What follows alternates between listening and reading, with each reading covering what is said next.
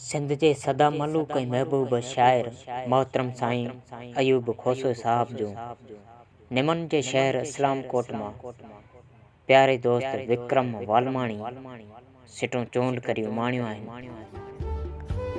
शहर नाहे सुतो, शहर नाहे सुतो, केर नाहे सुतो, केर कंहिंखे चवे को ॿुधे ई नथो। शहर नाहे सुतो, केर नाहे सुतो, केर कंहिंखे चवे को ॿुधे ई नथो।